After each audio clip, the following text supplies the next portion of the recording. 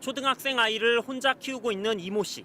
몇 년 전 생활고로 진 빚을 갚지 못해 신용점수 하위 10%의 저신용자가 됐습니다. 거의 100개 넘게 넣었는데도 연락이 안 오더라고요. 그리고 막상 면접 보면 아이가 어린데 봐줄 사람은 있냐 이래가지고 없다고 하면 또 그럼 안 될 것 같다고.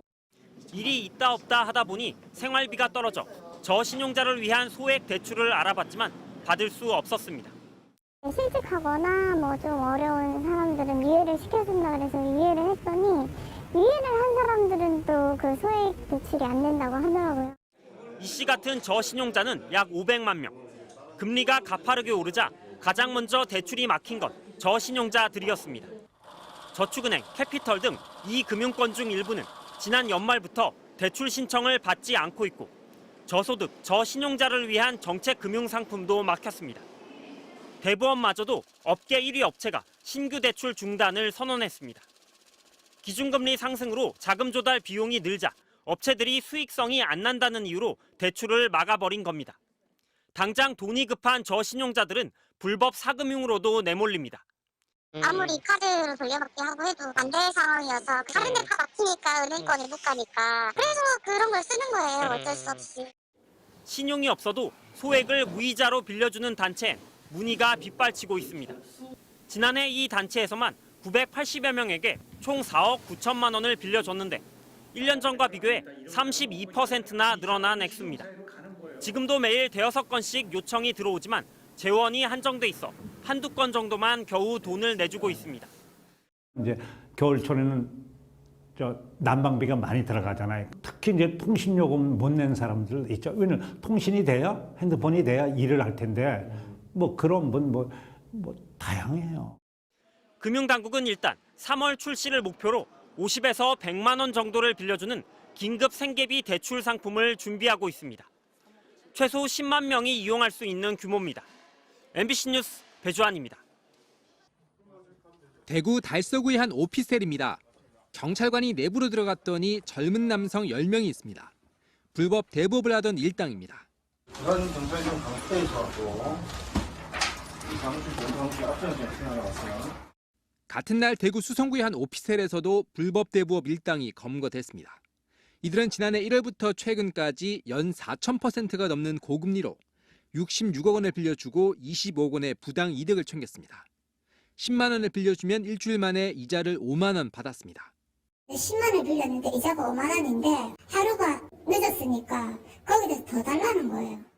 급전이 필요한 신용불량자나 저소득층 같은 사회적 약자를 범행 대상으로 삼았습니다. 돈을 갚지 않을 경우 미리 받아둔 피해자 나체 사진으로 가족과 지인에게 전송하겠다며 협박했습니다. 채무가 이행이 안 됐을 때는 그 사람들에게 이걸 전파를 하겠다. 그리고 가족을 어떻게 해코지를 하겠다. 이렇게 해서 채무를 변제를 받았습니다. 이들은 또 시민 11,000여 명의 채무불이행 정보가 담겨 있는 불법 제작된 앱을 이용하고 담보로 받아둔 승용차를 채무자 허락 없이 해외 수출업자에게 팔아 넘기기도 했습니다.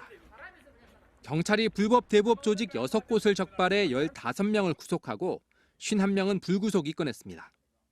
그러면서 불법 대부업체를 이용할 경우 고금리 채무 악순환에 시달릴 수 있다며 불법 대출로 피해를 당할 경우 적극 신고해 줄 것을 당부했습니다. MBC 뉴스 박준호입니다. 20대 남성의 집에 들이닥친 수사관들. 방 안의 남성에게 압수수색 영장을 보여줍니다. 영장 보시겠어요? 수사관들은 이 남성이 쓰던 컴퓨터는 물론 서랍까지 꼼꼼히 살펴봅니다. 방 안 곳곳에서 쏟아져 나온 건 통장과 차용증 뭉치. 이 남성은 2년 전부터 SNS에 대리 입금을 해드린다는 글을 올린 뒤 연락한 사람들에게 불법 대출을 해왔습니다. 특히 여성 고객을 유인하기 위해 남자는 안 받는다는 조건도 내걸었습니다.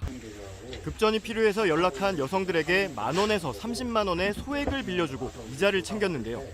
여태 돈을 빌려간 피해자는 330여 명, 원금만 2억 9천만 원에 달합니다. 이 남성은 특사경에 붙잡히기 직전까지 피해자들에게 이자 등 명목으로 3억 3천만 원을 이미 받아낸 상태였습니다.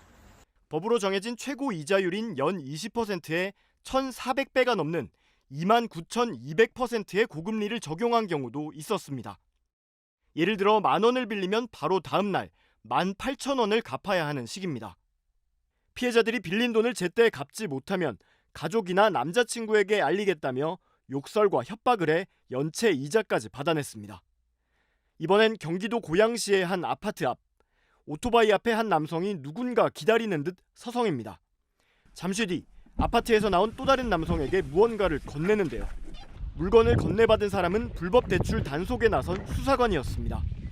이 남성은 지난 3월부터 6월까지 경기 고양시 일대에서 광고 전단지 8,000장을 돌린 것으로 조사됐습니다. 전단지를 보고 연락한 피해자들에게 돈을 빌려준 뒤 이자 등으로 3개월간 1,086만 원을 받아냈는데요. 최고 연 290%에 해당하는 불법적인 이자를 받아챙긴 혐의를 받고 있습니다. 지난 4월부터 석 달간 경기도 공정특별사법경찰단이 적발한 불법 고금리 대부업자는 6명. 이들의 대출 규모는 21억 원에 이르고 피해자는 644명에 달했습니다.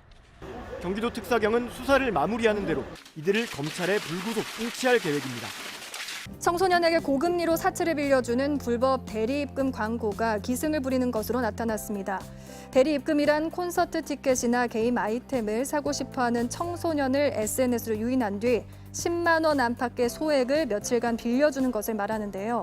연체료 대신 수고비, 지각비 같은 친근한 용어를 사용하면서 최고 5,000%에 이르는 막대한 연이자를 챙기는 불법 사금융입니다.